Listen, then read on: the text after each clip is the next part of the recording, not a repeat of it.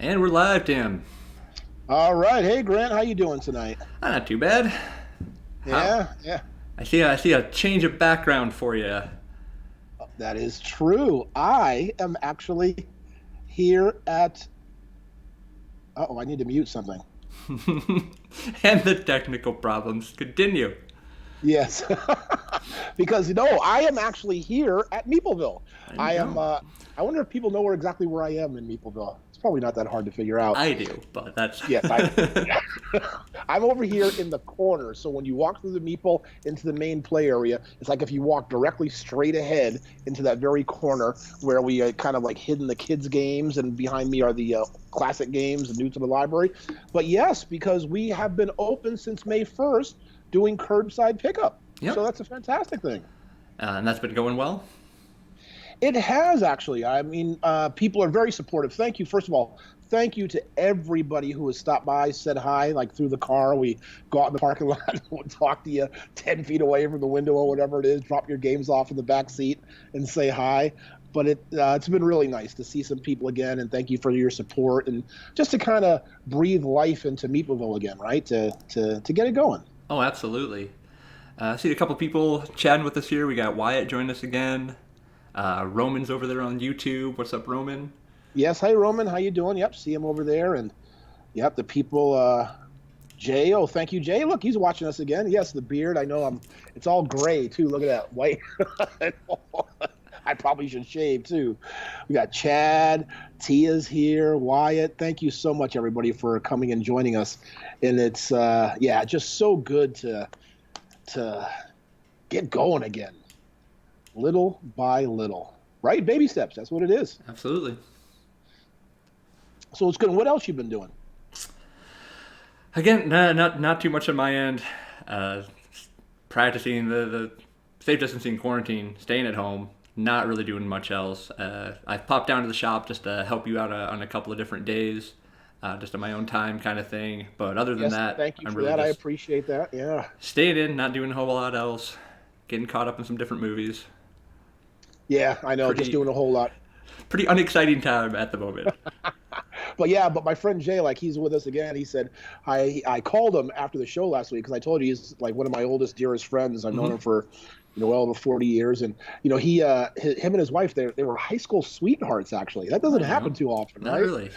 No, but I think yeah, and so they've been together a long time. Um, It's definitely and getting yeah, less and less common for sure. oh, absolutely. Well, a lot of people are doing high school and stuff online, right? And homeschooling. And so, yeah, it is a different culture. So, yeah, it's a lot less common these days. See, your dad joined us too. Hello, Alan. Yep, yeah, they said they've been throwing us up on their big TV there every week. It's about Yeah, their only yeah. chance to get to see me because we're not risking anything. I'm not going to go over there. There's just no point. They can see me here. I know you were talking with your family on Zoom calls, stuff like that. So whatever you have to do to stay in contact with your family, hopefully people are doing that and being safe Oh, about yes. it. Yeah, absolutely.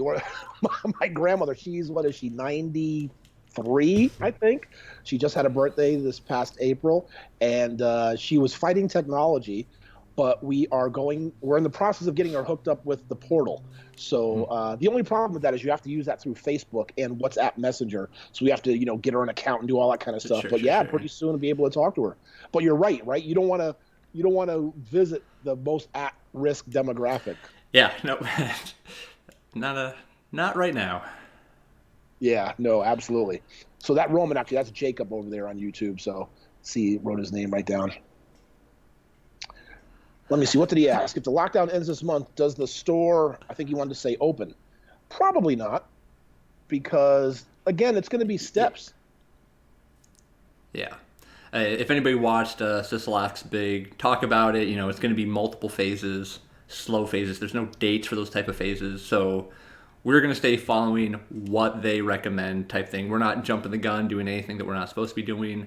For anybody that has come and done our curbside, they'll see that we're being as safe about it as possible. Me and Tim just being in the stores ourselves, we're in there wearing masks the whole time. We don't see each other on a daily basis. Um, So yeah, for us to reopen to have the game store, like the play area going again, we don't know when that's going to be. That's definitely going to be the goal. We have a lot of good things in place when we are back to that point. So yeah, anybody that's looking for that, it will definitely be there eventually. Just everybody needs to be patient and safe with this in the meantime. Oh, yes. And just like Grant mentioned, so everybody knows, yeah, both him and I are in agreement on as far as like, it's basically you have to go by facts and science and what the kind of government is recommending, right? You could go against it, but we're not going to do that. So any kind of safety precautions that have been recommended to be put in place, we will definitely adhere to: the social distancing, the face masks, sanitation, all that kind of stuff. So is how that goes is how Meepleville goes.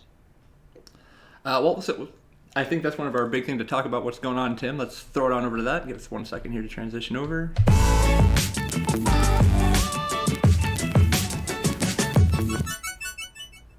So with what's going on, let's talk about a little bit more in depth of how Meepleville is running our curbside operation, what that means, what people can do to support us currently, and all that type of stuff.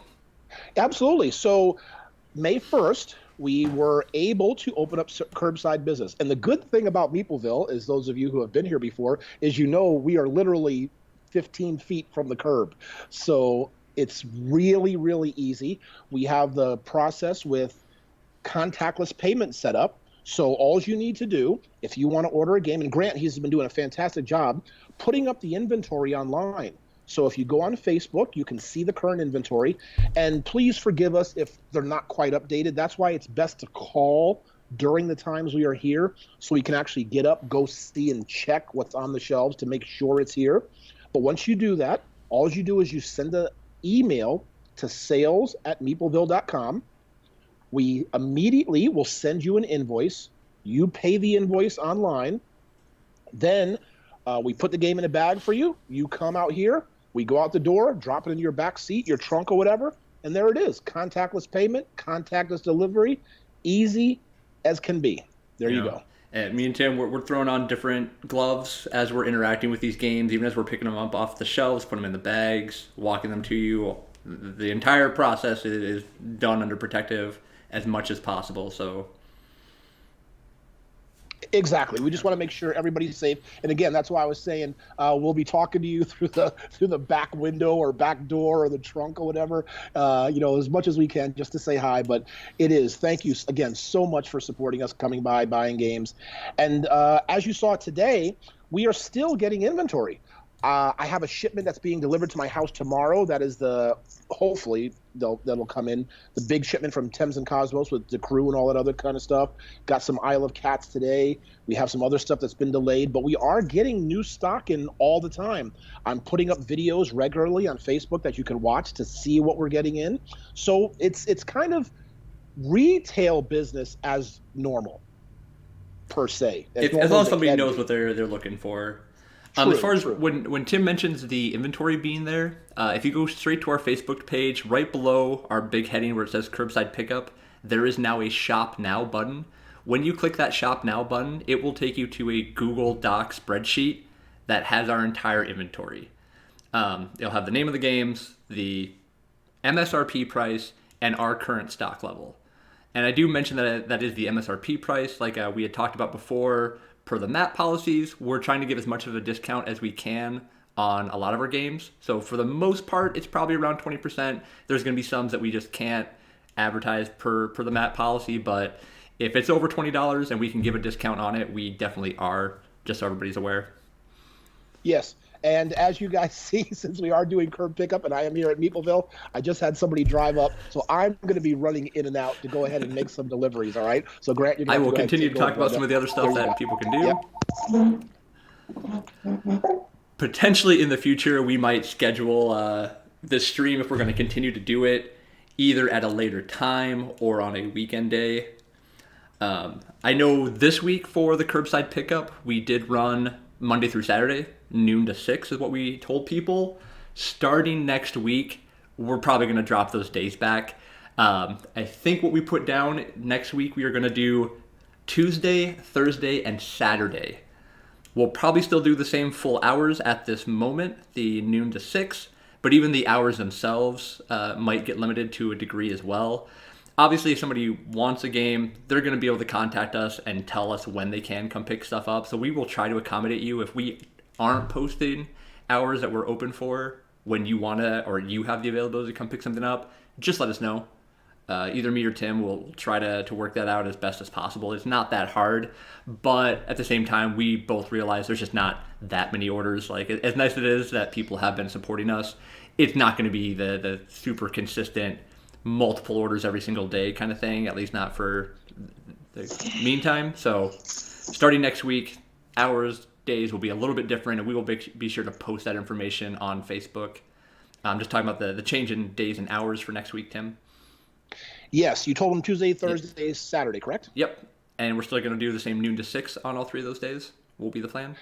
Correct, yes. With the potential that we might change that. If we do any changes to that, we will post it on Facebook. We'll try to be as communicative as possible. And again, if any of those days, hours don't work, just let us know. If you need to put an order in and have a specific day time that it's the only time you can come pick something up, let us know, and we will try to do our best to work something out with you. Oh, absolutely. Because the thing about it is, if we're able to do like an order on a separate day, and it is like, a substantial order or something, we will post it. We'll let people know. And that way, maybe more people can do the same thing in like within a certain window. So we can make a special trip up here and maybe be able to service more of you. Mm-hmm. Yeah. So some other things that people can do to help us right now beside the curbside pickup. So as we've been doing with these streams, we've tried to keep our Facebook interaction up. Continue to, if you haven't already, like us on Facebook, share us on Facebook, continue to get that stuff out there. Same thing with our YouTube channel. Our YouTube channel is much smaller than this. Yes, Tim? True, but wait. Don't move on. First of all, I just want to say thank you, Keith, because he got one of our black Meepleville T-shirts. We still have a few of those left. We only have the larger sizes, the 2X and 3X left, but we should probably get more of those in. But yes, you mentioned about Facebook. And again, we're talking about some of the things you can help us. So many of you have been invited, but you need to click the like. So please, go ahead and like us on Facebook, because a lot of you watch us. Just make sure you click that invite button. Yeah, I'll be the last to say I don't ever do Facebook. I never did. So all the little intricacies of Facebook, I'm like, yeah, sure, that looks good. Yeah. And then you mentioned the YouTube. So Subscribe to us on YouTube. We definitely have, over 100 people subscribed on that channel. Same thing. Currently, it's just these Facebook streams going up on there. But as we potentially can record more gameplay videos, even once we're back opening and running the normal daily game nights, we can move back into the normal kind of reviews, gameplay videos, stuff that a lot of other board game people already do. But we can continue to try to put our own spin on those type of things. So all of this kind of groundwork, the technology stuff that we're working on now, hopefully we will continue to use this as a segue into better stuff for the future for both in-person at Meepleville and content online. Absolutely. And just real quick, I see there are a couple more people over there on YouTube watching us. So do me a favor, write in the chat who is there watching, so we can say hi, see what you're doing. And feel free to go ahead and chat with us, because we are making sure we pay attention to the chat over there. But like you said, Grant, we will be continuing doing these as well when we kind of fully open. Because it's been surprising, like when the people come and buy games and emails and messages and all that kind of stuff, there are quite a few people who may not be with us now during the live show, but who do watch the video, who do want to catch up, who still want to be engaged and interactive with Meepleville. So we will keep it going, because I just think it's a good thing to keep the community together while it's kind of broken apart, at least the Meepleville community. But even when it does come together, we'll still keep the video stream going. I think would be a really good idea. Mm-hmm. The next thing to add to that, we're still playing a little bit of catch up here with this whole technology stuff. So Instagram, we're going to get on there. Yes, I have actually been making some Instagram posts. And I want to first of all thank Angela Marie for helping me. I just did one today, actually. I made a post of the new Century Golem, because that has been out for a while, and she's been helping me with like the hashtags, how to connect, and all the little tentacles, web, whatever you want to call it, kind of stuff. So thank you so much, Angela, for helping me with that. And I hope that people are at least doing that. But again, there's another thing to like us, follow us, do all that for Instagram. And again, this is things most people have already been doing these type of things, Tim. They know what these things are. They know how to use them, what the point is. We're just the ones finally getting out there ourselves. So Yeah, I I expect know, most I people to know. know what to do with these. And obviously, again, it's it is just a little small thing that even if you're not ready to come, pick something up curbside. There's a lot of different situations going on right now. Just simple things like that still are appreciated. Do help us out, kind of thing. Absolutely, yes. Hi, Anna. Thank you for joining us. We love you too. We really appreciate you joining us and following us on the I know. thread here. Anna was one of the But first ones to come get her games curbside. yes, yes, absolutely, absolutely. And you know what's funny? Like you mentioned about the technology, and if I said this before, guys, I'm sorry if I'm repeating myself. But since I am so old, and like I said, Jay's been one of my friends for a long time, but I have another friend, David, who I've known since I was about like 6 or 7 or 8 somewhere, and he was the first person when I used to go over his house who had a remote control for a TV. And I remember we would sit there and he would take the remote control and he would go, watch, I could point it at the ceiling and it beams off the ceiling and then bounces down to the TV and it'll change a channel. He'd go, watch. He'd point it at the TV and the channel would change. We'd be like, whoa! And he goes, watch, I could point it at the wall and it would do the same thing. I mean, we thought that's what it did, but so yes. And now with this new Instagram, well, not new Instagram, but stuff like that, it's doing the same kind of thing. So it's new to me too. And sorry, I got to make another run. I think that's Joe actually that showed up. So I'll be right back, guys.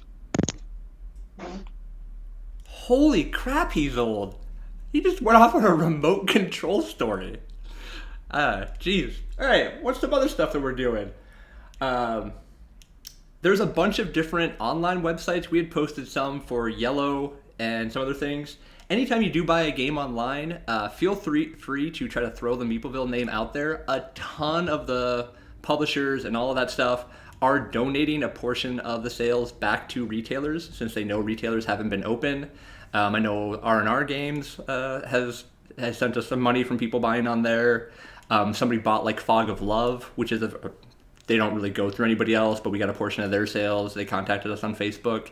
Anytime you guys do make a sale online through that, just let them know that you would like to support your friendly local game store, and there's a chance that they, on their side, will send money back to us as well. For anybody that did have membership set up with us, I know May just rolled by. More than likely June, we will continue to not charge memberships. Once we know what kind of plan is in place for what we can do to get back open, we'll recontact people and kind of get back into all of that.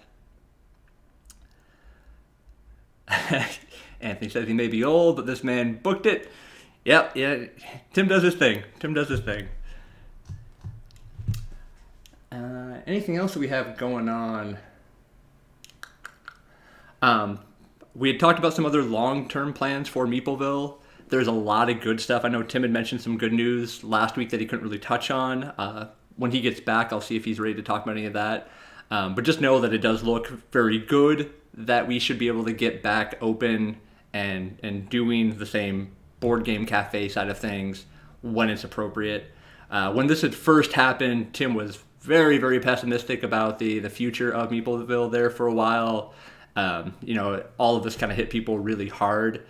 And so it's gotten to the point that things are looking much, much better for the future of Meepleville, the future of what we do as a board game community to get back to some semblance of normalcy in what we were doing before and to continue to grow and be positive from there. Let's see. Who else we got in the chat? It's a lot harder to do when you don't have anybody to talk to. I know a lot of our regular Wednesday night Werewolf crew has been regularly getting on Discord and playing games online. I'm hoping everybody else is being positive with that. Kind of a sneak peek for what we're doing for our top 5 tonight. We are going to kind of talk about what me and Tim have been up to during quarantine to both stay busy, stay active. So those type of things we're going to kind of get into that a little bit. We're going to continue to do Meeple Talks. I'm going to kind of turn Meeple Talks over to more board gaming side of things, and me and Tim will have a board game discussion going on. And again, I would welcome anybody to come join us, but hopefully me and Tim will have some stuff to talk about regardless of anybody else joining us during that segment. Anthony would like to know, is there a plan right now after this whole fiasco is over that with a little side room used to be a haunted house to be a haunted house escape room? The middle side room is definitely not going to be used towards that. That's already been completely taken down and commissioned for something else. The future of the escape rooms in general, the one that is back in the yellow room, whether we do keep that, if it makes sense. Again, that's a lot of hands-on type stuff. We'll have to wait and see. So it's definitely not something where we'd say no to, but probably something we wouldn't jump back into right away. I think that the escape room stuff is going to be way on the back burner compared to what it was before this.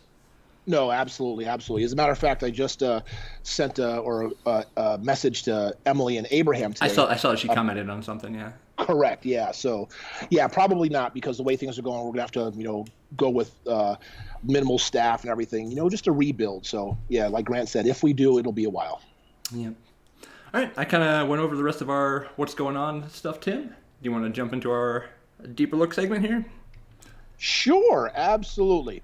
So the first thing we're going to talk about today, and just a deeper look, and again, Grant and I, because, this is a community, so it's not just about board games, because, we're all in this together, we're all friends. We just want to talk about other things you may want to know, you may not want to know, but anyway. So the first thing we're going to talk about is on May 4th, which was Monday. You know how they say may the 4th be with you. But it was also the 50th anniversary of the Kent State shooting. Now, some of you may not know what that was, but what that was students at Kent State, I believe it was in Indiana. I'm sorry, I probably should have known this for sure. But it's in the Midwest somewhere, Kent State. But the National Guard were called to quell a protest by students who were protesting the Vietnam War. And unfortunately, it was a very sad moment in our history because 4 students were killed on that day at that protest because the National Guard had live ammunition, which was really kind of strange. But anyway, so one of the reasons I wanted to bring this up, because it was 50 years ago today. It was a momentous occasion in the history of America, but it was a protest where 4 people died. Now people are out protesting again with the coronavirus about how people should open and all this kind of stuff. And I just wanted to kind of show where we are in history, the different types of protests, what is really significant to people and what people are doing, and sometimes the bad things that can happen when protests occur. So again, this is just something many of you may not be aware of. Older people like me do know about this because it was huge at that time when this happened.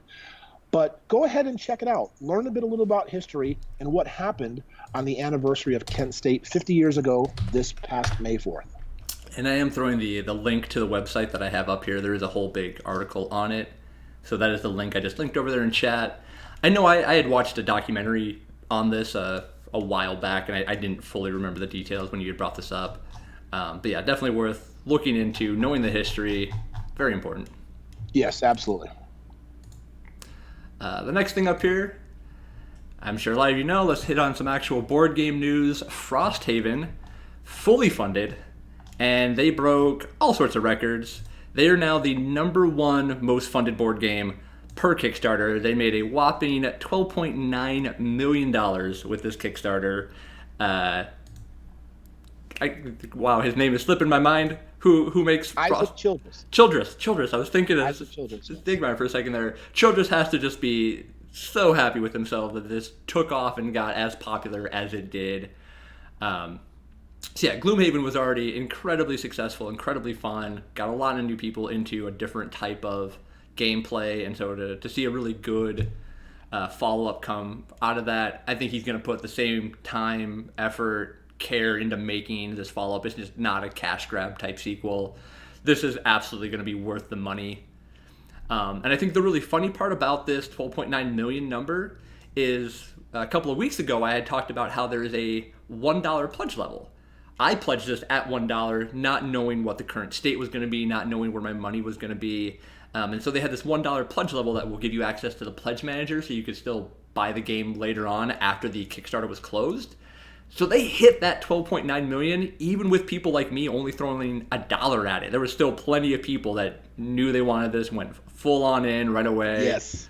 Yes. So yeah. Absolutely. And because I'm thinking, I know this is just, it's not going to happen, but you wonder, you're like, okay, there are now two games on the market, or will be when this comes out, that a lot of people have bought, a lot of people are invested in, that take up a lot of time. So imagine if people were just invested in Gloomhaven, then they finished that, went into Frosthaven.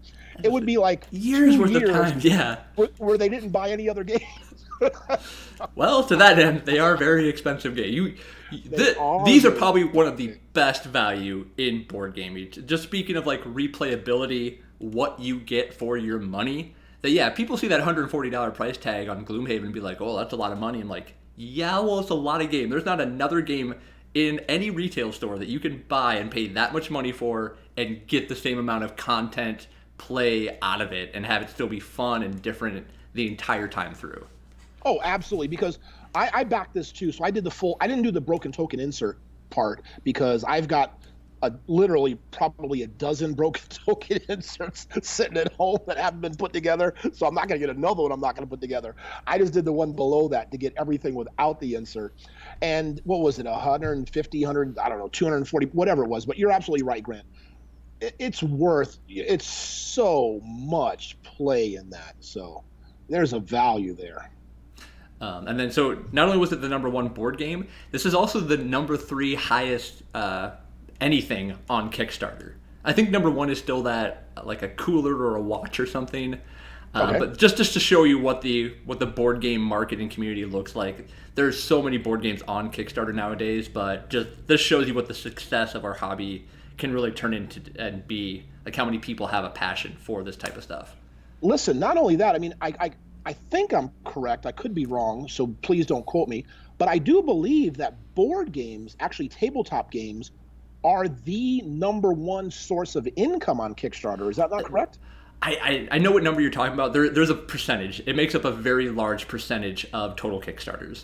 I don't remember where it fell exactly. I know what you're talking about. Like you said, I don't have the numbers either. But yeah, it's a very large portion of Kickstarter is just dedicated to board gaming. Yes, and also with the current situation, and again, everybody's in flux, right? We're pretty much living day by day, week by week, as far as businesses go. We don't know what the future is going to hold, what the future is going to look like. So this may really change the distribution or the manufacturing, how games are made and delivered in the future, because right before this hit, there was already changes going on with the distribution in games. People were talking about major distributors folding, this or that, blah, blah, blah, whatever. So with all the success of Frosthaven and the current condition, yeah, this may change the face of gaming in the future. Oh, absolutely. Absolutely. So what would we have up here next? Oh, and real quick, I just wanted to, I'm sorry to kind of go back because it was on here, and I'm sorry, Grant, I forgot to look at it. We were talking about the Kent State thing.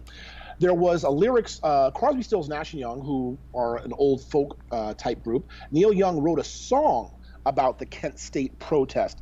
And the reason I wanted to talk about that also is because nowadays, and you're younger than I am, so you're in more current. Are there a lot of groups talking about or writing songs that are in the current about the current situation going on? Probably before the pandemic breakout, I wouldn't say there was a ton. Maybe you'd hear some here and there. I have seen numerous since because of the quarantine stuff that's a little bit more relevant to what's going on. I think there was a big article today that Weezer put out a song, Hero, about all the frontline worker type thing. So I think there are still bands and artists out there that do contribute in that manner, but I don't think it's as prevalent as it was back in that day and age. Like when somebody came out with that message type song back in like the 60s and 70s, I think they carried way more weight because there just wasn't as much out there back then. And some of those bands and artists were just so much more famous, carried so much more with them. Right. Now they want to talk about stupid stuff, right? Like drinking bub at the club or something. I don't know. But anyway, so sorry for the segue there. But yeah, so Frosthaven 2 and all that. So really quick, I'm posting the lyrics that Tim is talking about from that song. I posted up into the chat. Yes. Yeah, and as you can see, it says 10 soldiers and Nixon's coming because Nixon was the president at that time. 10 soldiers, National Guard. We're finally on our own. This summer, I hear the drumming 4 dead in Ohio. There we go. I should have listened to the song. What's the name of the song? Ohio, not Indiana. All right. Sorry about that, guys. Go off segment there. So the next thing we're going up to, I am on a history kick this week for some reason. So May 5th, Cinco de Mayo.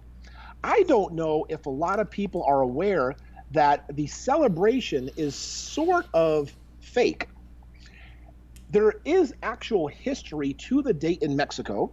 It is when Mexico defeated France, I believe, was liberated from France or something about that. So it is a significant date in Mexican history, but it was actually created in the 1980s, or actually, well, not created to be where it is now by the beer companies in the 80s to sell more beer.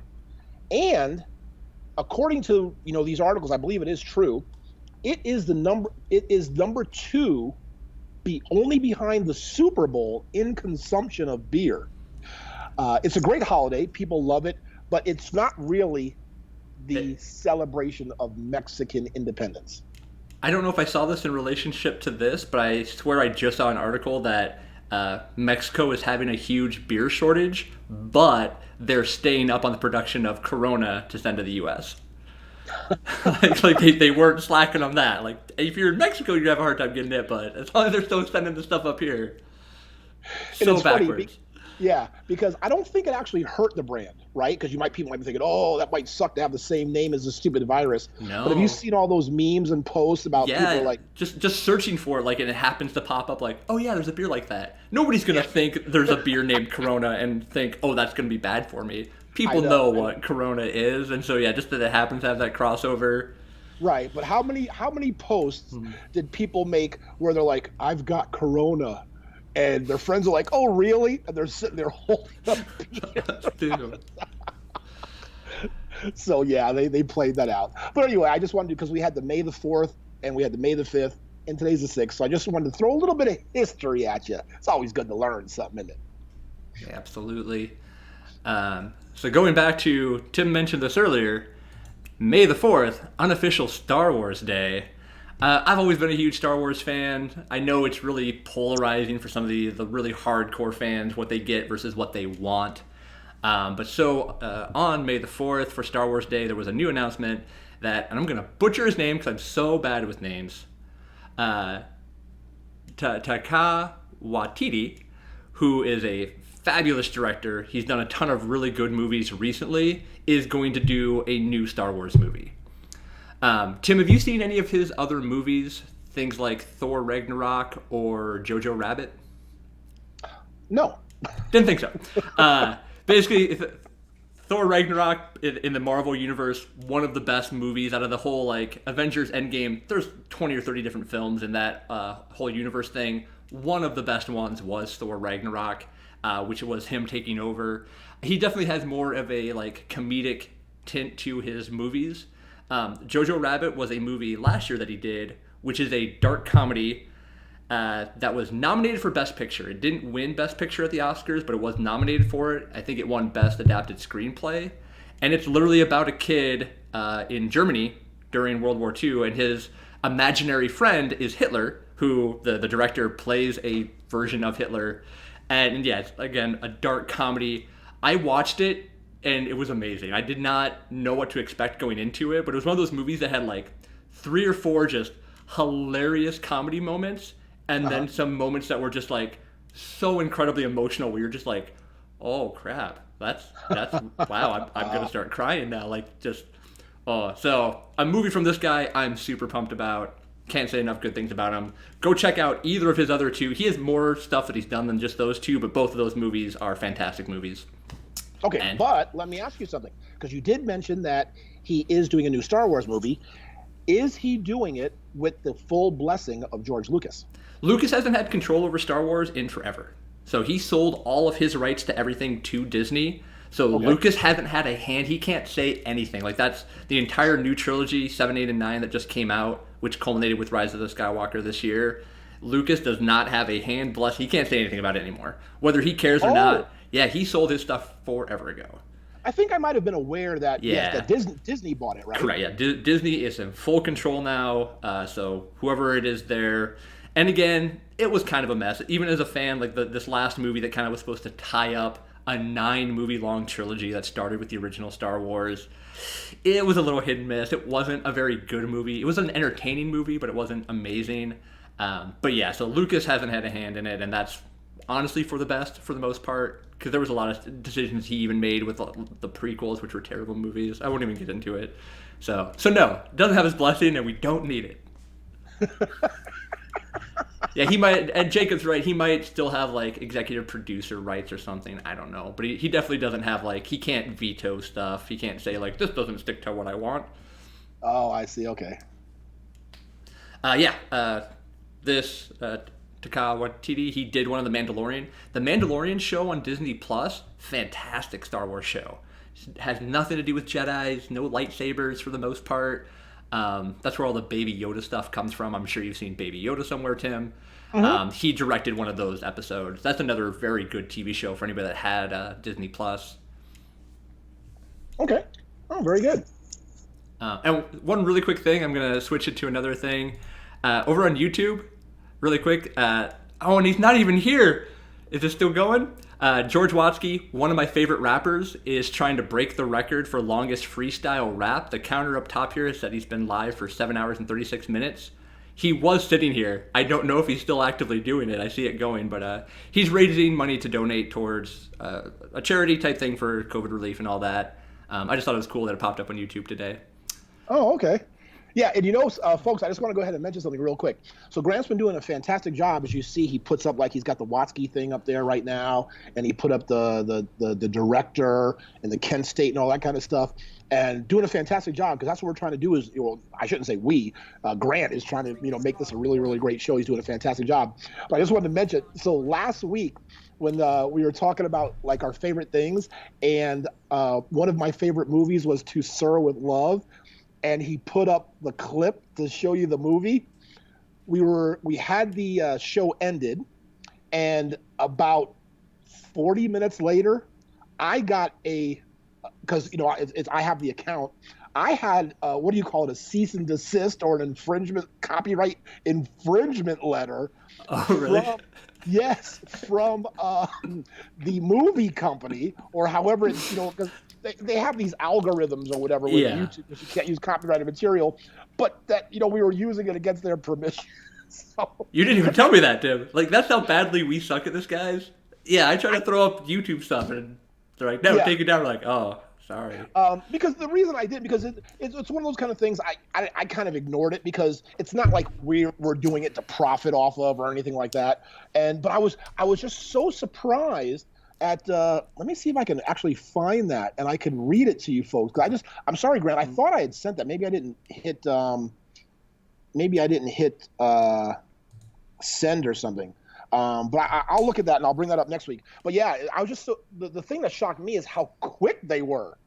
Like sending. Like so there a lot of it is all algorithm based right now. Like there's computers that kind of like monitor and stuff gets put through this thing, and it kind of will pay attention to different frames of the video that it scans through. There's all sorts of things. People are involved to a degree. But yeah, from a lot of the streamers and other platform stuff that I watch, I hear them talk about how some of that stuff works and how quickly they will get hit. Apparently YouTube has a thing where you can cuss on your channel, but you can't say any bad words in the first minute. If you say any bad words in the first minute, it's going to get flagged and taken down. That's a thing for whatever reason. Which I thought was kind of funny. And it's also a thing that people are just using. I know we talked about this before. That bad words, I guess, 4-letter words, are just kind of part and parcel of the language these days, isn't it? Oh yeah, absolutely. I try my best when I'm at work. I think I'm pretty good at switching stuff on and off. But yeah, my vernacular with my friend group versus professional, vastly different. Right. And even me, like you know me, I don't really curse a whole lot, except when we were talking the other day. Yeah. And if I get passionate about something and talking about something I really am passionate about, I kind of let loose a little bit. Oh, absolutely. Yeah. But good. Well, there you go. There's some things that we found on the internet, some different kind of things we just wanted to talk about, give you a little bit deeper look. So just to share some stuff with you. All right. Well, that means it is time for our top 5. Let me hit a button and we'll move on into that, Tim. Sounds good. Didn't even do my thing. 1 second.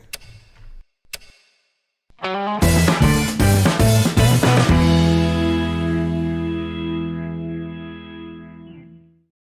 I thought I did. All right, and we're back. Nope, didn't get it. Okay. All right, Tim, so our top 5 this week. I'm again kind of going off the board game thing. Obviously, we're a board game store and a cafe and all that. There's just so many top 5 board game lists out there. So again, this week we're going to kind of touch on something different. Kind of staying just a little bit more personal between me and you. But I thought we would talk about our top 5 list of things that we are currently doing in quarantine. And our number 1 thing is going to be the thing we are waiting to go do the most once this is all over. That wasn't Meepleville. Okay. I don't have any pictures for any of this, so we're good just to kind of talk. So what's number 5 on your list here, Tim? What have you been up to?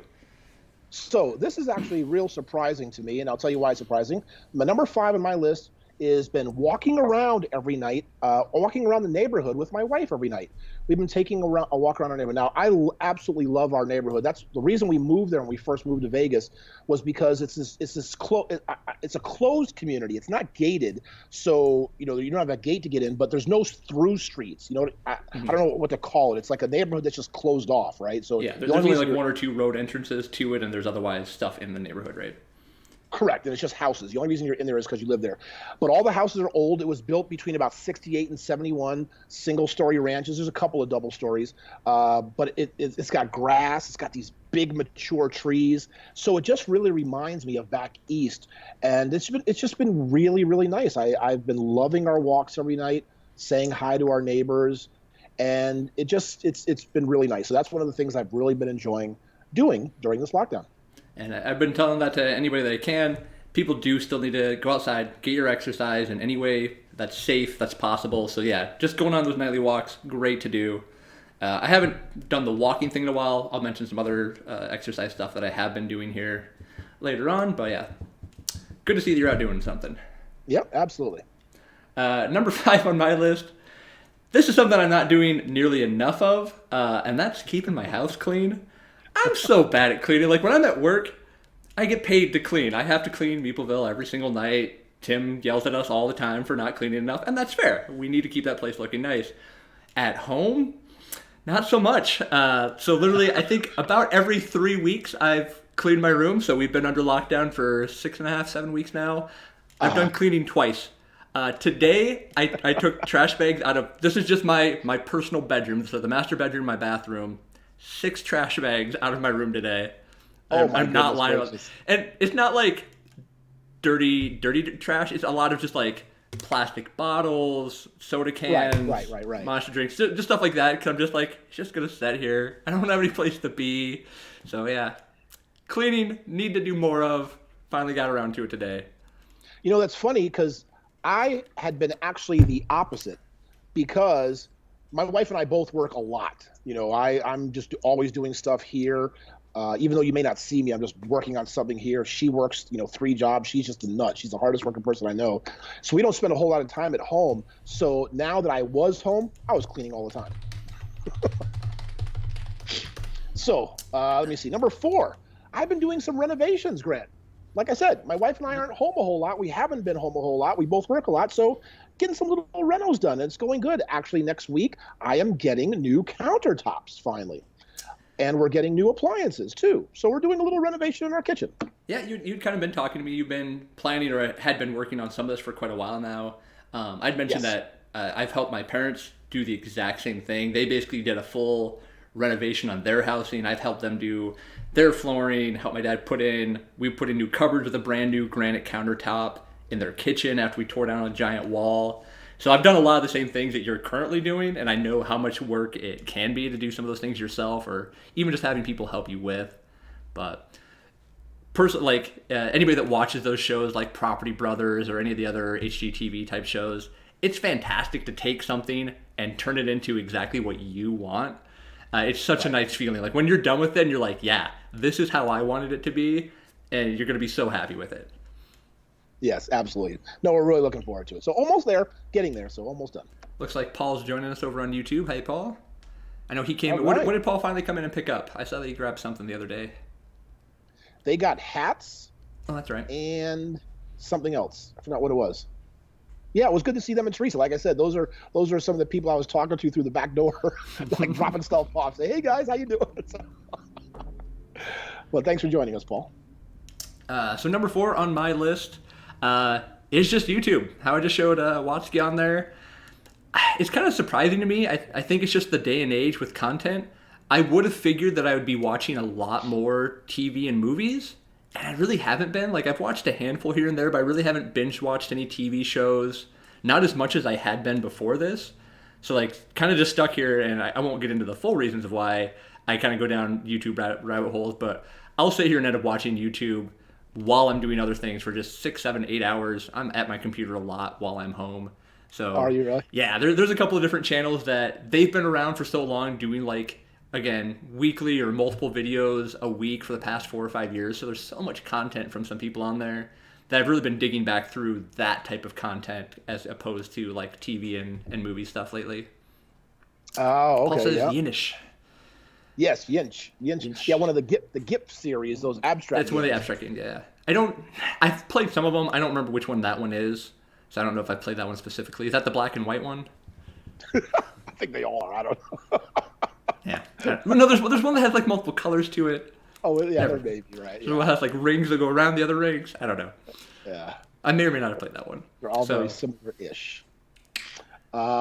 Yes. So, no, like I said, I was YouTube too. Like last week I told you guys about Randy Rainbow. And so, yeah, YouTube is just fantastic. There's a lot of stuff there. So, number 3 thing I've been doing is big decluttering. So not only have I been doing some renovations, and I've been getting rid of stuff. Purging, cleaning my life, making my life clear. Had too much stuff. Got to get rid of it. As he says he has too much stuff, I'll again remind him that I moved 3 storage units worth of his stuff to different storage units. You have a lot of stuff, Tim. It's not all yours. Not all yours. Hold on. Yeah. Come on now. Don't. That was not my stuff. So that a lot of it was. No, it's not personal. It wasn't my personal stuff. I know. Yes, it was Dice Tower West stuff. Dave and I have bought a couple of game collections with thousands of games and some Meepleville furniture. So it wasn't my personal stuff, but yeah, there was a lot of stuff there. Hey guys, Tim's a board game hoarder. I don't know if you guys know this. Shh, don't let them know that. Secrets out. Oh no. Tim has too many board games. Oh, we have thousands of games. Literally thousands. Probably 4,000 or 5,000 games in storage. A lot of them. Yeah, it's silly. We'll get through it eventually. Eventually, yeah. So a couple comments. Jacob mentioned like the streaming stuff on Disney Plus and Netflix. Again, not as much. Like when I say TV, I'm more than likely referring to streaming services nowadays. I haven't had regular TV in forever. I don't know about you, Tim, if you still pay for normal cable TV. But so when I said I haven't been watching TV, I haven't been watching the streaming services, even though they do have a ton of good stuff on there. Yep, I'm a normal cable guy. I see Ruel's joined us. Hello, Ruel. You know, Ruel, yeah, I do want to speak to Ruel about some other stuff, but also we need to, because it'd be nice to have Ruel as a guest. The reason I haven't asked him is because Ruel is very active now doing stuff on YouTube, Facebook, and all that kind of stuff. Yeah. Because he was very active with Geek and Sundry, filming with them doing the game show. So if he is available, I don't know if he can answer us now if he's on, but yeah, Ruel, if you're able to join us, it'd be great to have you as a guest. I know one of the very first videos that he helped contribute to, he mentioned how he was live streaming himself. I don't know if he was doing it every weeknight or how often he was doing it, but I know he was also spending time doing that as well. Yeah, no, Ruel's a great person in the board gaming community, and it would be lovely to have him as a guest. So maybe he can make an exception to maybe one of his nights, and he could do like a dual stream, right? He could kind of go to both, yeah, do his and also do his as part of ours, or ours. We'll talk about it, Tim. I'm sure there's a way to figure it out. No, Grant, I'm trying to guilt him. I'm applying pressure to get him to do it. So let's keep talking. Oh, he said he would love to. Oh, wow, imagine that. All right, there you go. We'll make it happen, Ruel. We'll have you on next week as a guest. That would be fantastic.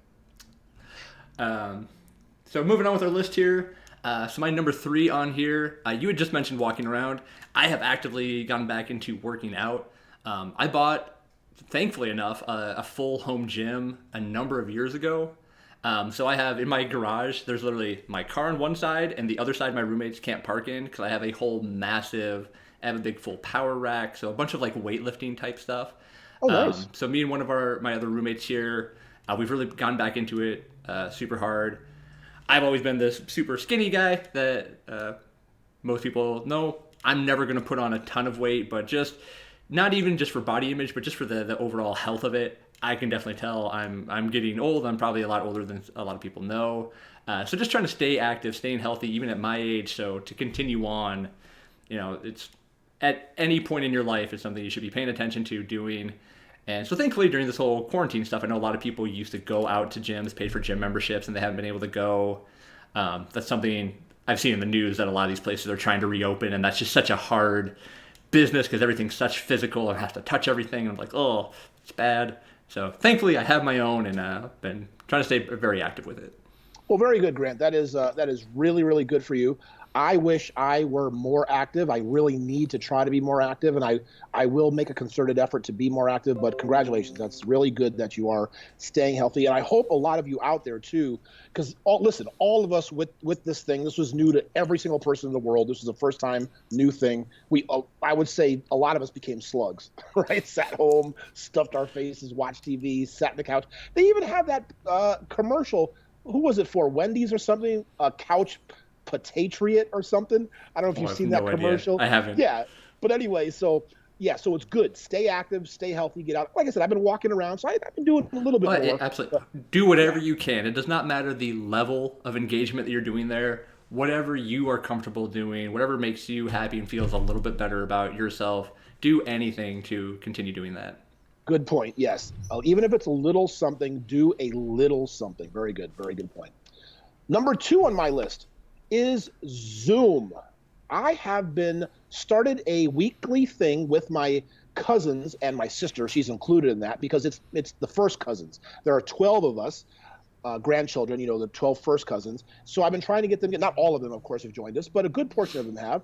And I just tried to do that to keep us together, to keep the family together. So that's been neat. It's been good. It's been fun to do that. I'm probably going to not be doing it every week now because the Meepleville's been open, so I've been back busy with this. But it was just something good to be active, playing games, talking, catching up. Because it's funny when you look back at your family and stuff. So now my cousins have little kids, like 2 and 4, stuff like that. And I try to look back. I can't remember, of course, when I was that young, but when I was back 9, 10, 11, I can kind of remember. And I would look at like my grandfather's brothers and sisters, and they were in their 50s, 60s. And I was like, man, look at those old people. I'm like, I'm one of them right now. I'm not too far behind, Tim. I'm not too far behind. I am one of those. They're looking at me like I used to look at them. Like they're looking at me like, oh my God, look how old he is. It's just so funny how, yeah, anyway, so. Really quick side note, Tim. You're a very animated talker with your hands. You're jiggling your table a lot. Oh, am I? I'm sorry. Yeah, it just shakes your camera. Just letting you know. Try not to bump your camera as much. That's right. I'm not at home in my big. Yeah, I figured you had it on a big desk and you probably just didn't realize because it's the little tiny vibrations will send your camera all jiggly. Okay, I will. I'll stay off. Richard Bryant joined us, and Rodney. Hello, guys. Thanks for joining us here. Hey, guys. Number 2 on my list. I've still been playing a lot of video games. I've kind of always been a video game player. That existed long before I was ever a board gamer. You could just say that I've been a gamer. I'm just a fan of games. So that's why it was so easy to get into board gaming. You had mentioned it before where gaming was just kind of a universal language that all sorts of different cultures, whatever it is, has games to play. Correct. Regardless of the medium behind it. And so I was always into computers and stuff like that. So video games just appealed to me so much more and so early on. So I've still been doing a lot of video gaming. I know when we had Emerson on here a couple of weeks ago, at the very tail end of the video, I bugged him about his username on Discord, and he said he was playing Monster Hunter World. Me and Trung, hi Trung, wherever Trung is. Trung needs to get on here too. We should have Trung on a call. Can we bring Trung on? We should. I know we should. I'll get him set up with that. Okay.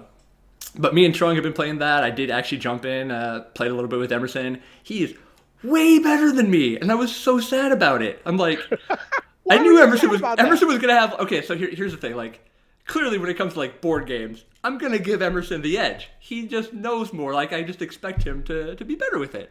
So like, I'm like, okay, he's a board gamer. I'm like, well, we'll go get into video games. I'll have the edge there. No, sir. No, sir. He's crazy good at that. He absolutely was just very good at what we were doing. It was like, I guess not really surprised. Obviously, it's just if you have a passion for. He clearly also has a passion for that as well because he was very active and very into what we were doing, which I thought was really fun. Then I think the other thing I've been playing is Call of Duty Warzone. Again, this is all nonsense to you, Tim. Anybody else out there that is playing video games, Warzone, free to play, super fun. Go check that one out. Very good. All right, Tim. So here's the big question: when this is all over, to whatever degree you can go do things with other people again, what's the one thing you really are dying to get out there and do? Well, you're gonna probably laugh, but it should be expected. Is I just want to sit down at a table and play a normal board game with my friends. I don't know when that is going to happen again, or when. Because here's the thing, I'll tell you, the last person I played live with that wasn't my wife was Steven. He's a doctor, and that was, I think we closed like the 17th, and right, the 17th or 18th, because it was ordered by the governor, right? Yeah. This and that. So that Saturday, which is a couple days later, I actually played a game with him because there was still that limbo sort of period, right? Where, it wasn't, whatever. And so that would have been, I don't know, the 20th, maybe 21st. So since then, I have not played a game with anybody at a table than somebody other than my wife. I enjoy playing with my wife. I just see her all the time. She's my wife. I've been with her, 35 years or whatever it is, so I see enough of her. But what I mean is I just want to be normal again. I want to sit at a table and because I love board games. You guys know that that's why we're here. But just to have that real sense of normalcy playing a game. And I'm not talking I'm talking full. I'm talking without a face mask, without having to worry, without that in the back of your mind, oh geez, but just get back to a normal board game. Sit and play a board game normal. That is like one of the things I am really, really looking forward to getting back doing. Yeah, I had a friend that she's going to come in and pick up a game with our curbside, and she asked if she should drop off Starfares of Catan. I had gotten that for them as a housewarming present, and we didn't have a chance to play it with them. And she said that her and her fiance have gotten a game of it in, and she was like, "Do you want me to bring it down so you guys can borrow it?" And I was like, "No, I got you guys that game. When I play that game, I want to play it with them." Like that was they liked Catan. They were huge fans of that. I got that game for them. The only time I want to play that game is with them, and I will 100% wait for that experience. Right. I could care, again, I don't care about the game as much as the people. I don't need the game. That wasn't the important part there. It was something they had a passion for. I want to play that experience with them, and I will 100% wait for that experience versus just getting a game of it in. So there you go. My side of that. My number one thing, and I actually don't know if there's anywhere in town that does this. I don't think there is. My number one thing that I'm waiting to go do is go out and have a nice sushi dinner. Me and the same group of friends have been talking about, we love sushi. I don't know if I've ever talked with you about that, Tim. Are you a sushi guy at all? Not at all, no. Yeah, I thought that you didn't like that. So I don't know if there's places doing curbside, but even if there were, that just wouldn't be the same. Like when we go out to sushi, we do all-you-can-eat sushi. We're in there with a bunch of big hungry guys, and we are ordering a ton of different rolls, and we want to sit there for a good, hour and a half and just slowly crawl through all the different potential flavors. And I think it's really funny. You just talked about it. The Tuesday that they closed, when I came home and told my roommates, hey guys, they just ordered every place closed. My one roommate was like, oh, so we're going to sushi tonight? And I kind of laughed and I was like, no, I swear to God, he will not ever let me live this down. He was like, I told you we should have went to sushi that Tuesday. And I'm like, I know, you're right. I agree. We should have. We didn't. Now it's been way too long. So yes. That's... and you know what, Grant? I know you're not alone on that because sushi is extremely popular. Oh, absolutely. It's one of those kind of things where sort of, because I've been able to sort of see the evolution where, back in the days, people who had tattoos were what, bikers and convicts, basically, right? Yeah. And the same thing was kind of, or military people, right? Those are maybe the three people. Military people, you were in prison or you were a biker. I mean, that's just a stereotype. I know it's not true, but now everybody has tattoos, right? It's just normal. Yeah, culturally super changed. Correct. The same thing kind of with sushi. Maybe just because I never liked it, but it wasn't sort of like everywhere and everybody did it. But now it's like everybody, like, it's like, what are you doing after Meepleville? Oh, we're going out for sushi. Oh, we went for sushi. It's just sushi burritos. They have that place, right? So it's just. I don't like those nearly as much. Yeah, but it's just so out there. It's just something I don't like the texture, and I still just can't get over. And I know there's a difference, right? Sashimi is actually the raw fish. Right, sushi can be different kinds with spring rolls. Right. Like so, we generally do the rolls that are a mixture of things. I don't have any problem with the raw fish. There's a handful of raw fish stuff that I will order, but usually we get the rolls that's a bunch of stuff all mixed together. I was always surprised. I know my dad was watching earlier and he said my mom was asleep.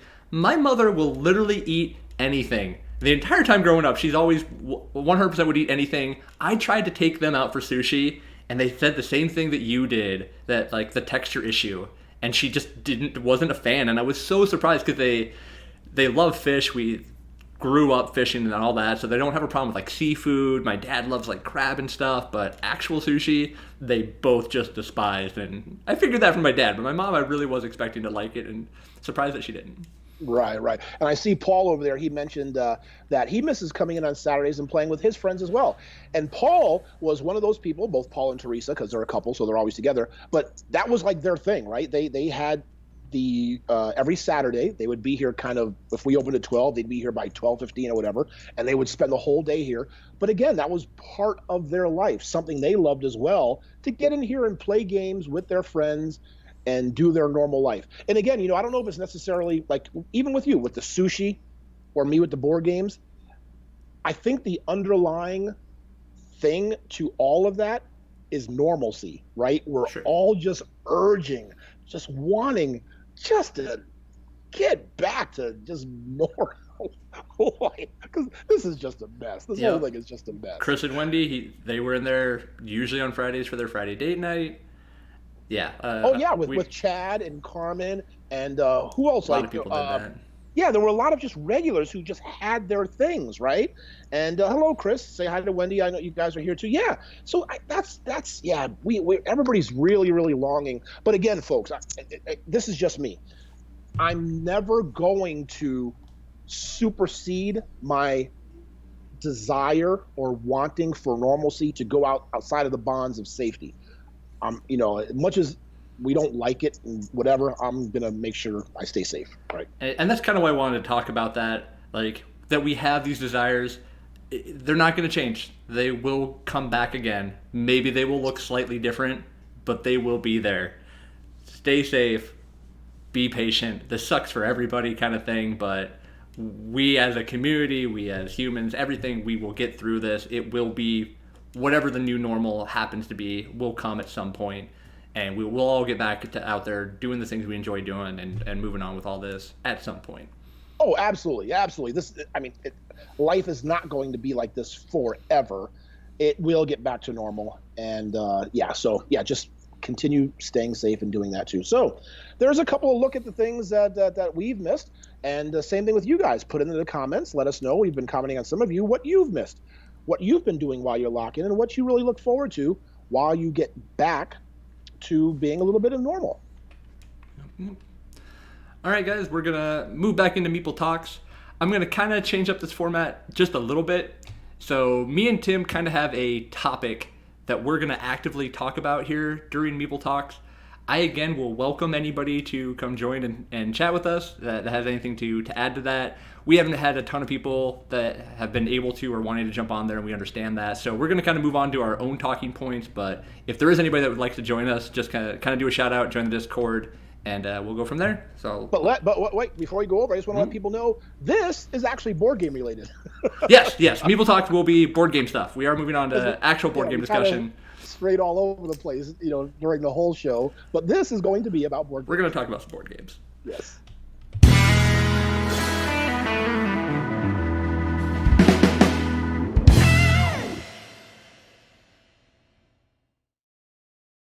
All right, Tim. So, folks, the topic we are talking about this week for board games, and we would love to have you join us. And Grant's going to go ahead and get started because I have to go answer the phone. So this week we are going to talk about some just underrated board games. Me and Tim each have 2 different games that we're going to talk about. Just something that we feel are just really, really good games for whatever reason. And again, whether they're just not on people's radars, if they're just a little bit older, just some kind of underrated games that we feel should get played more, or maybe we want to play them more, and they just don't seem to have as much of a following as we think we should. So that's kind of what we're going to talk about on there. Rodney's talking about missing D&D nights. It's kind of funny. I had tried to play 5th edition a number of times over the past couple of years, and every time I had started a D&D group, it fell apart after maybe 2 or 3 sessions tops. I really hadn't had the time to dedicate to it. Now that this has been going on, I finally am on like week 4 or 5 of an online D&D group with some other people that I know through Meepleville. So this is the first time that I've consistently gone to play D&D in quite a while. So hopefully people are still getting that in. Anybody that is out there missing that. Once we are back open, we'll try to get some kind of D&D night going again for that for sure. I know that's something a lot of people are missing with our Adventures League, which is such a huge community. So hopefully we can get that back going again for D&D stuff. All right, Tim, you good? I am, yes. Sorry about that. All right, so I got into how we're going to kind of talk about some underrated games. So what are you starting with here? Okay, and it's not necessarily that they're underrated. These are just games that both Grant and I really, really, really enjoy that for some reason don't get enough love, or we don't think enough people know about them, for some reason, but it's just games we love. So the one I'm going to talk about, and again, please, folks, in the comments, go ahead and say something about a game you like, the same kind of thing, and we'll talk about that as well. So for me, it's Cold War CIA versus KGB. It is a strict 2-player game. I really only play this with 2 people, Steven and Marcus. And you know both of those guys, and I'm sure most everybody listening knows them too. However, we both love that game, and we play it a lot. It's a 2-player game. And I don't know why. It's just real. Here's the basic thing. You're CIA, KGB. You both have agents. You are U.S. and you're Russia. You're fighting each other. You have conflicts, and it's a card play. It's been a bit since I've played it, unfortunately, but it's just so good. They actually did make a skin. I think it was Fantasy Flight, I believe. Is the Rebellion and the Empire? Those are the 2 opposite sides. Yeah. Okay, so they did. So they made a Rebellion. Correct. They made a Star Wars skinned one, Rebellion versus Empire, the same 2-player, the same skin kind of thing, and to put that on it.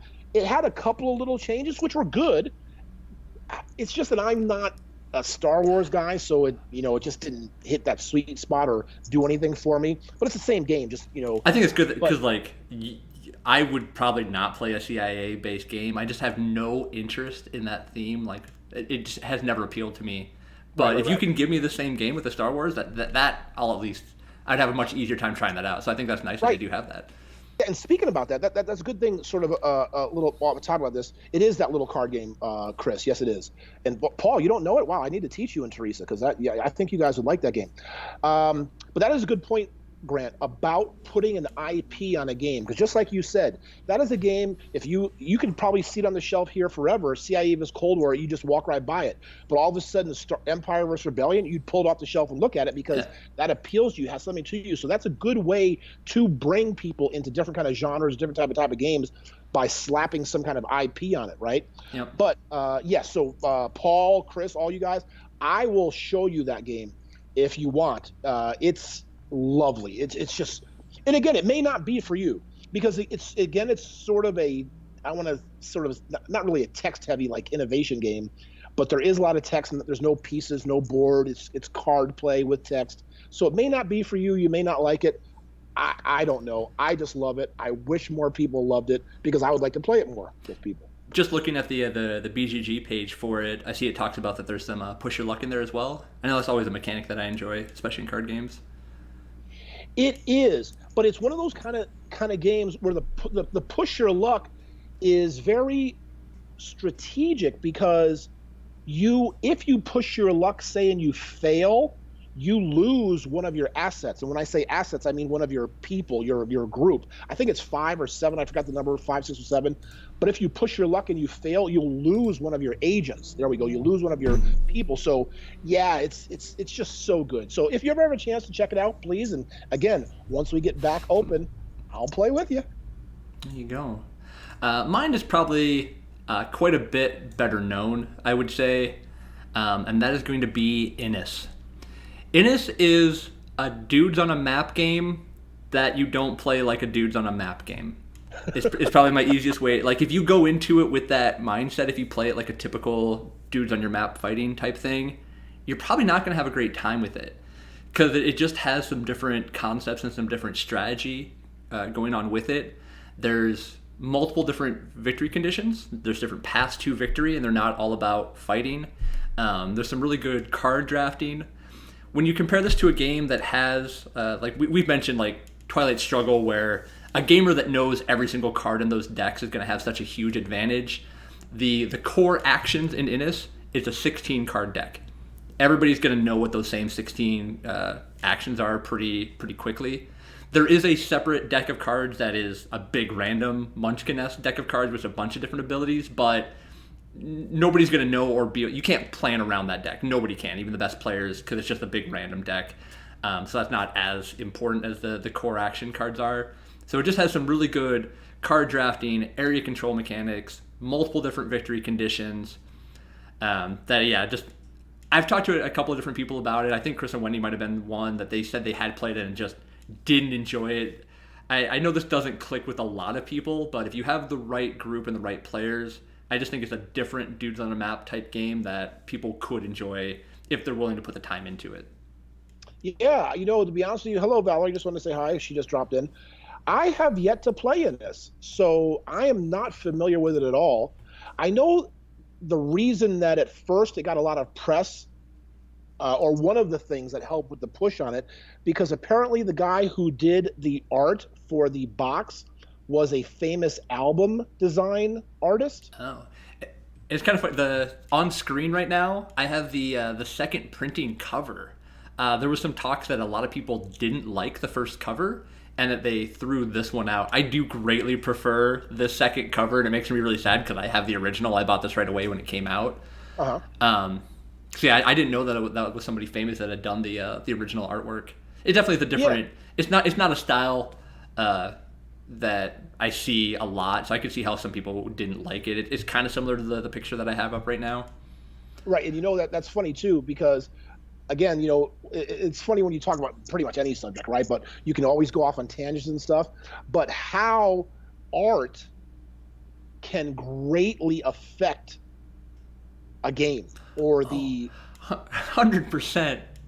I can't think of a good example, but there's been so many, like a box that I'll pick up and just look at the game box and be like, this looks so boring. I have no interest in wanting to know what's on the inside of this box based on the look of it alone. True, because again, another tangent we could go into about components, whether how important components are to you. But you know what? I'm one of those kind of people where that doesn't necessarily sway me a whole lot, because I have to play the game and I never even look at art. To give you a perfect example, this was at Dice Tower West last year that we are Yellow. Thank you for their donations again, Stefan and Yellow. Was Arena for the Gods. The board game we gave out as like a free bag stuffer. It was one of the ones you could get. Haven't played it. I know what game you're talking about, though. Right. So I worked for Yellow, you guys know, for 8-9 years or however it was, played all their games and those guys. So a guy comes up, happened to be at the registration booth, comes up to me and says, hey, do you mind if I return this game? Can I exchange it for another one? Because they were just freebies, no big deal. And I was like, sure. Why? He was like, yeah, I don't think my wife would approve of the cover. And I'm like, why not? And he's like, oh, because of the woman on there. And I looked and I was like, oh wow, I didn't even notice that. Like apparently, like not apparently, there is. It's probably over there. I should probably go grab it. But there's like, I don't know, misogynistic. I guess that's what you call the type of art. But like the Barbarella, or those. Sure. The art, they do with the women or scantily clad with the big breast and all that kind of stuff or whatever. Yeah. I don't know what the genre is called, whatever type they call it. But there's a lady like that on the cover. I never saw it. And you just never noticed it, which is really surprising coming from Yellow. Like, that's definitely not their thing, not something they're known for. I wonder if that just kind of slipped by. I don't think it's still up front there. It might be. Oh, no. Okay, yeah. But it's just a small thing. And I didn't, but again, so there are a lot of people, I'm not one of them, but who just the cover is huge. The art, it's real important to them. Yeah. Yeah. I catch it, especially so maybe not so much on our side where we're in the community and we have all these different games to play and we care about mechanics and all this, but like walking into like a retail store and you just don't know what you're looking for and you're just like, I want to buy a board game. The stuff that has those catchy front covers that really stand out, really look nice, that's just so much more appealing to certain people. Oh, sure it is. And like Paul says right there, right? Some of the train games he likes, like garbage, like those 18XX and a lot of them. Absolutely. Those boring looking things. Yeah, but come on, Paul. Like, let's be serious. The majority of those people, like, I mean, they're not going to care, right? The train games. No, exactly. They know what their target audience is, and their audience is going to love the games because mechanically they're fantastic. Exactly. So those 18XX and the train game people, they don't need to sell the game because they know there's going to be people who are going to buy it. If the box just is a train game, but yeah, a lot of them are garbage. They're really just they're just horrible because they don't care. And you know what else I hate? Because as far as retail guys go, we have a very relatively small retail area. You always want a front face, right? Because front facing, people can see the full cover. And what gets on my nerves is games that the covers, like for example, that game Raxon. Do you remember that one? Yeah, that was just a black box with black lettering. Thanks, guys. You couldn't see it.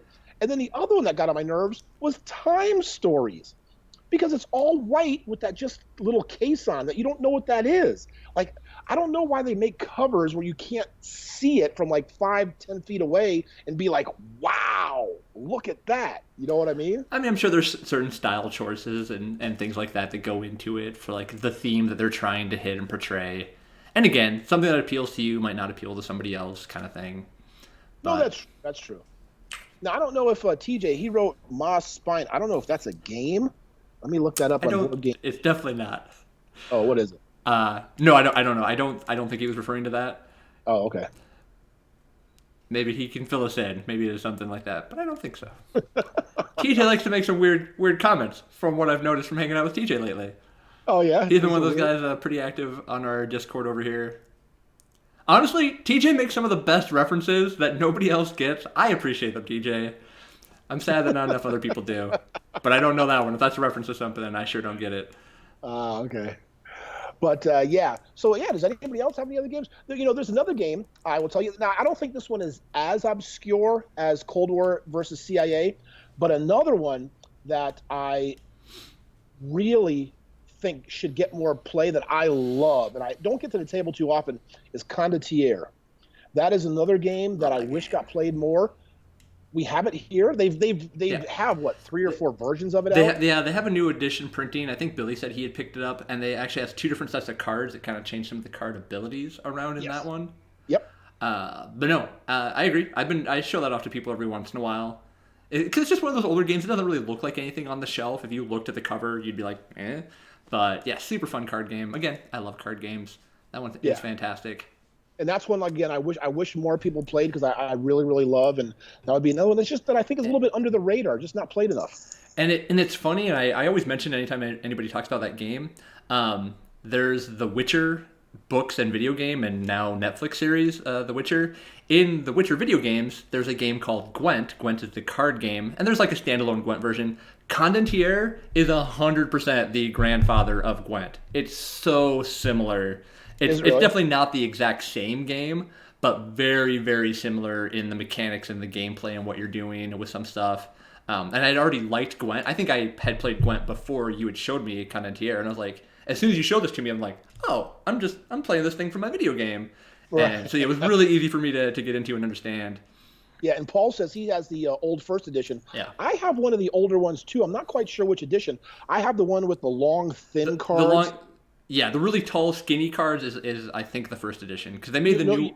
They're not. but here's the thing. What I'm trying to say is that there's several editions that have those because I Oh, have the box that's probably like this big and this big, and then there's one that has like it's like a big Monopoly size box with those cards. So there's several different editions. And again, I don't know whether one interesting. is English, one is German, because the gameplay is language independent, right? Yeah, yeah. So I don't know if like the German one was the big box and the English version was a smaller one. But yeah, I've got those skinny tarot size cards too as well. But yeah, it's Because lovely. I want to say that the new edition that Billy had picked up, the smaller box version, is back to standard card size. Like they fixed it so people can actually sleeve the game if they wanted to. 'Cause I don't think there was sleeves that existed for some of those the tall, skinny ones. Right. Okay, Grant, you just got to take over for a second here. I got to make this invoice for somebody coming to pick something up. Will do. I'll be Uh, talking, but I'm just gonna be kind of. I was gonna say like that's kind of all the stuff that we had planned out for the show. Really appreciate everybody that jumped in to chat today. Again, just to remind everybody, anybody that doesn't know, check out our Facebook page. Meepleville is back open for curbside pickup. We have our inventory up on Facebook, so if anybody wants to pick up something while they're stuck at home to play, we have a very safe, effective curbside pickup program going. So if anybody's looking to get anything, we would love Yeah. to have you guys help us help you kind of thing. Get something to do. Yes, absolutely. So yeah, I guess we'll go ahead and we'll do that. And just so you know, I think Ruel has kind of said that he will be a guest up next week. So we'll Aha! get together with him. So we'll talk to him. We'll arrange all that. So it'll be good to have Ruel Gaviola joining us next week. But yes, and again, one more time, I really can't say this enough. Thank you so much to everybody for supporting us with the games. And again, we're trying to do the same also. Again, right? Because uh, I know it sounds cliche when to say we're all in this together, but that's the truth. We are. So we are doing the same thing when we're changing our pricing, altering our pricing, adapting to the new situation to make sure we're trying to get as close as we can with online pricing by offering at least 20% discount on most of all of our things. That's what most of the publishers allow us to do is advertise pricing because we want you to hopefully not buy online, but also buy from us, and we're going to give you the discount, the 20% discount. And speaking of that, Grant, did we talk about how some of the publishers with the online sales, if you buy from them, to mention us? I did. I didn't Oh, have you any did. more Okay, specifics in the one. I saw that R&R had sent us some stuff. I know I had mentioned that we got a message from the Fog of Love people. correct. I basically just said anytime you buy anything online, especially if you're buying direct from a designer publisher type thing, feel free to try to throw our name out there just to see they might have a program in place. I had mentioned one from that level 99 games the other day. Right. And I know there's Japanime. I know Yellow does it. Remember, Stefan was on here, said Yeah. they do it. So there are quite a few companies, so people do that too. But again, so we are in this together. We're trying to help you to help us. So it's a good mutual benefit way. And hopefully, please keep an eye on Facebook, Instagram. We're trying to do more on Instagram, but Facebook, I'll be putting up the videos, things. Hopefully, we'll be getting puzzles tomorrow. We will be. I got a message from her, so I'll be meeting to get some puzzles. So we're going to be doing stuff. Share the post. Let people know we're doing curbside. Let them know Grant is doing a fantastic job with the Shop Now button, putting up our inventory so you can see what we buy. We'll make sure we got the videos. We'll try to give you as much information as we can so you know the inventory we have that's available to you to come out here and purchase your games curbside. So again, us helping you, you helping us get this back going. And I kind of mentioned this earlier to people that I said I wasn't sure if the stream time would change. Since we're doing curbside pickup just Tuesday, Thursday, Saturday next week, is our plan to stay doing this Wednesday show at the exact same time? Are we going to keep a same time slot for this currently, Tim? Oh, absolutely. Because we don't want to change it up now, right? Because we've kind of made that our regular thing, and people are used to it and all that kind of stuff. So yeah, we're going to keep our regular show Wednesday at the same time, 5 p.m. Pacific Standard Time. We'll be doing that as well. So yeah, and the store hours again. set Tuesday, Thursday, Saturday, and that's just because, again, we're still doing baby steps. We want to try to save money.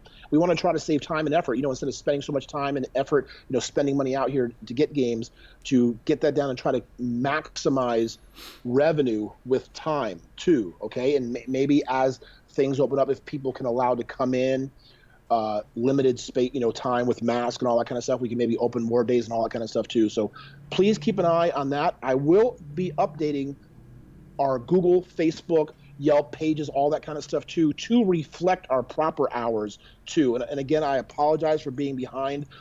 We're just trying to catch up, right, with all this kind of stuff. But keep on top of us, because we're going to try to keep going as things go. Good. All right, I think we can end it there, Tim. I'll let you finish up whatever you're doing at the store. Yep. Paul mentioned he got something straight from Plaidhead and mentioned us. Really appreciate that, Paul. Any little thing can help, kind of thing. Yes, thank you all very much. We really appreciate it. Well, again, it was great seeing you all virtually, talking to you, hanging out with you for this time. Thanks again, Grant, for all the great work you do putting all of this together. And we really miss you guys. We like seeing you when you come in here curbside to pick up games. And we will be back with you next Wednesday for another show of Meepleville Live. All right. Bye, guys. Bye, guys. Take care.